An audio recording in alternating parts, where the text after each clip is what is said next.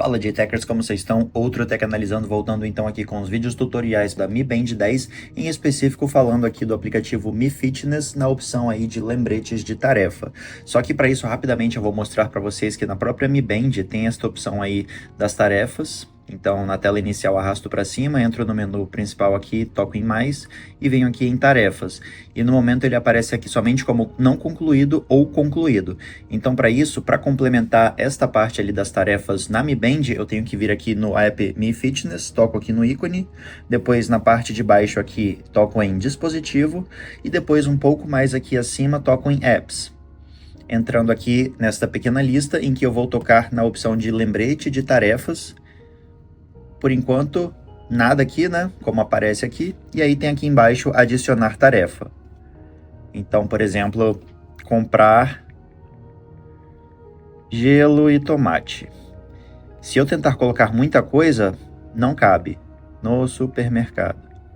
Você pode inserir até 30 caracteres, então lembre disso.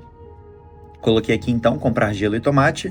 Toco aqui como lembrete que está desativado, né?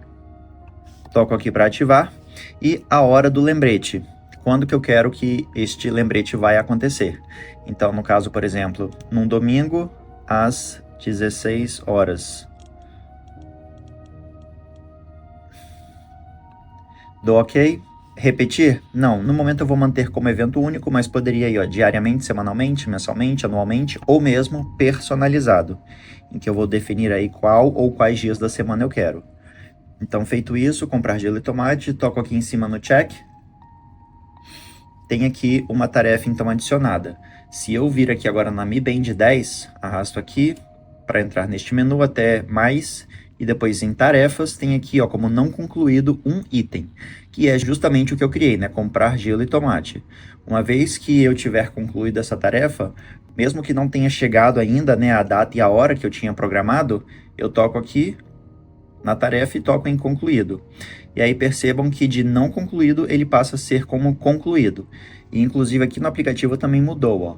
Como está aparecendo aqui para vocês, está concluído agora. Se eu quiser, toco seguro para selecionar uma ou mais tarefas aí, né, que eu queira, e depois toco em excluir.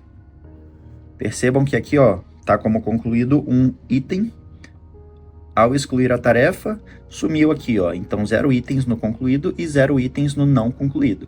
E aí vou adicionando aí as tarefas de acordo com as minhas necessidades. Mais um vídeo simples que eu espero poder ajudar.